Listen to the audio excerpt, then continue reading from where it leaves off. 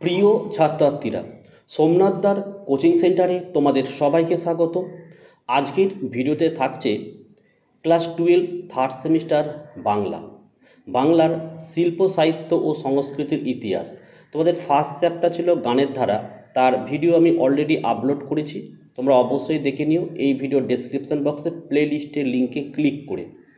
শুধু এই অধ্যায় নয়, তোমাদের পুরো বাংলা বইয়ের একদম অধ্যায় টু অধ্যায়ের এমসিকিউর প্রশ্ন উত্তর নিয়ে আমি আলোচনা করে দিয়েছি। প্রত্যেকেই ডেসক্রিপশন বক্সে অবশ্যই প্লে লিস্টের লিঙ্কটা ক্লিক করে দেখে নিও। আজকে আমি শুরু করছি, দেখো, বাঙালির বিজ্ঞান চর্চা। তো এখান থেকে প্রায় 45টি প্রশ্ন এবং উত্তর নিয়ে আলোচনা করব। প্রশ্ন এবং উত্তরগুলি অবশ্যই তোমরা খাতায় লিখে নাও, এখান থেকেই তোমরা ম্যাক্সিমাম প্রশ্ন কিন্তু হুবহু কমন পেয়ে যাবে। তো চলো আমরা ভিডিওটি শুরু করি। চলো, 1 নম্বরের প্রশ্ন, হাওড়ার শিবপুরে বোটানিক্যাল গার্ডেনটি গড়ে ওঠে? উত্তর, 1787 খ্রিস্টাব্দের জুলাই মাসে। 2, শিবপুর বোটানিক্যাল গার্ডেনের আদি নাম কী ছিল? লিখবে royal botanical garden. 3, record of the botanical survey of India প্রকাশিত হয় কত খ্রিস্টাব্দে? 1893 খ্রিস্টাব্দে। 4, রবার্ট মি রচিত মি গণিত গ্রন্থটি প্রকাশ করেন? লিখবে স্কুল বুক সোসাইটি। 5, সর্বপ্রথম বাংলা মুদ্রা অক্ষর খোদাই করেন? পঞ্চানন কর্মকার। 6, অস্থি ও শারীরবিদ্যার প্রথম বাংলা গ্রন্থ কোনটি? লিখবে বিদ্যাহারাবলী। 7, বাংলা ভাষার প্রথম সাময়িক পত্রের নাম? লিখবে সমাচার দর্পণ। 8, দিগদর্শন সাময়িক পত্রের সম্পাদক ছিলেন? লিখবে জন ক্লার্ক। 9, স্কুল বুক সোসাইটির প্রতিষ্ঠাতা? লিখবে David Hare. 10, school book society থেকে প্রকাশিত মাসিক সাময়িকপত্র? লিখবে পশ্চাবলী। 11, কলকাতায় কবে প্রথমবার প্লেগ রোগ দেখা দেয়? লিখবে 1897 খ্রিস্টাব্দে। 12, কাদম্বরী বসু ও চন্দ্রমুখী বসু স্নাতক হন কত খ্রিস্টাব্দে? উত্তর হচ্ছে 1887 খ্রিস্টাব্দে। 13, লাল মাধব মুখোপাধ্যায় কোন বিষয়ের বিশেষজ্ঞ ডাক্তার ছিলেন? লিখবে চক্ষু। নেক্সট দেখো আমাদের 14 নম্বরের প্রশ্ন, কালাজ্বরের প্রতিষেধক ইউরিয়া স্টিবামাইড আবিষ্কার করেন কে? উপেন্দ্রনাথ ব্রহ্মচারী। 15, ট্রিটিস অন কালাজ্বর গ্রন্থটি লেখেন উপেন্দ্রনাথ ব্রহ্মচারী। 16, বাঘের সঙ্গে লড়াই করা যতীন্দ্রনাথ মুখোপাধ্যায়কে অপারেশন করে সুস্থ করে তার বাঘা যতীন নামকরণ করেন কে?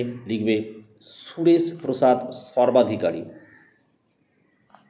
17, স্কুল অফ ট্রপিক্যাল মেডিসিন বহুমূত্র রোগ নিয়ে গবেষণা করে আন্তর্জাতিক খ্যাতি লাভ করেন কে? লিখবে চুনিলাল বসু। 18, ডক্টর বিধানচন্দ্র রায় কলকাতা বিশ্ববিদ্যালয়ের উপাচার্য হন? লিখবে 1942 খ্রিস্টাব্দে। 19, বিধানচন্দ্র রায় কোন বিশ্ববিদ্যালয়ের বিল পাস করিয়ে শিক্ষাক্ষেত্রে বিপ্লব এনেছিলেন? লিখবে যাদবপুর।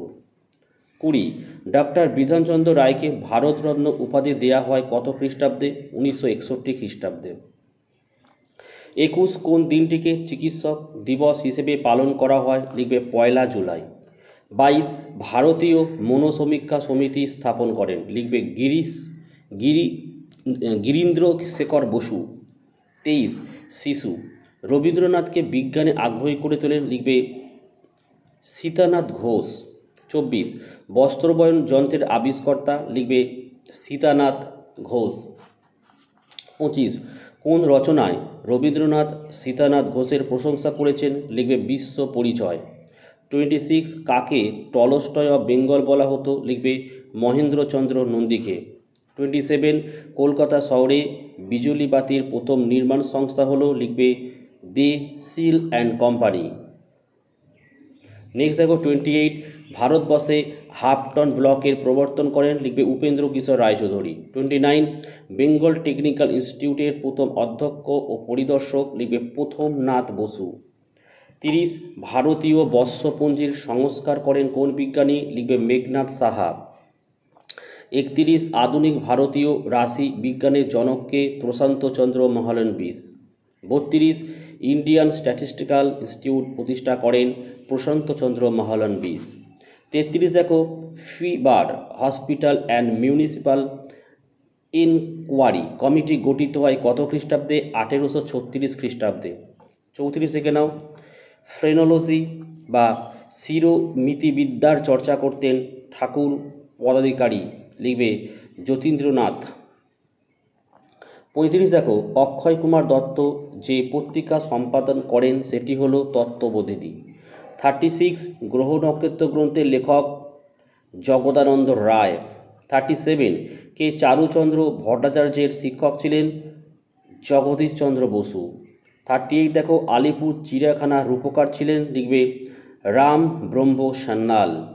39 ভারতে মৌলবিজ্ঞান হিসেবে শারীরবৃত্ত বিষয়ের প্রতিষ্ঠাতা, লিখবে সুবোধচন্দ্র মহলানবিশ। 40 দেখো ভারতের প্রথম মেডিকেল রিসার্চ কেন্দ্রের প্রতিষ্ঠাতা, লেখো জ্যোতিষচন্দ্র রায়। 41 ভারতে ফরেন্সিক সায়েন্সের পথিকৃৎ নির্মল কুমার সেন। 42 এদেশে প্লাস্টিক সার্জারির জনক ডক্টর মুরারিমোহন মুখোপাধ্যায়। 43 ভারতে টেস্ট টিউব বেবি সংক্রান্ত গবেষণার পথিকৃৎ ডক্টর সুভাষ মুখোপাধ্যায়। 44 বাংলায় বিজ্ঞান রচনায় পথিকৃৎ পত্রিকা হল দিগদর্শন। 45 বসুবিজ্ঞান মন্দির স্থাপিত হয় 1917 খ্রিস্টাব্দে। তো এই ছিল আজকের ভিডিও ভালো লাগলে একটি লাইক করো এবং চ্যানেলে নতুন হলে চ্যানেলটিকে সাবস্ক্রাইব করো। পাশে থাকা বেল আইকন প্রেস করে অল নোটিফিকেশনটাকে অন করো, যাতে আমি যখনই কোনো ভিডিও আপলোড করব সবার প্রথম যেন তোমাদের কাছে পৌঁছে যায়। তো আজকের ভিডিওটি আমি এখানে শেষ করছি। তোমরা প্রত্যেকেই ভালো থেকো এবং সুস্থ থেকো।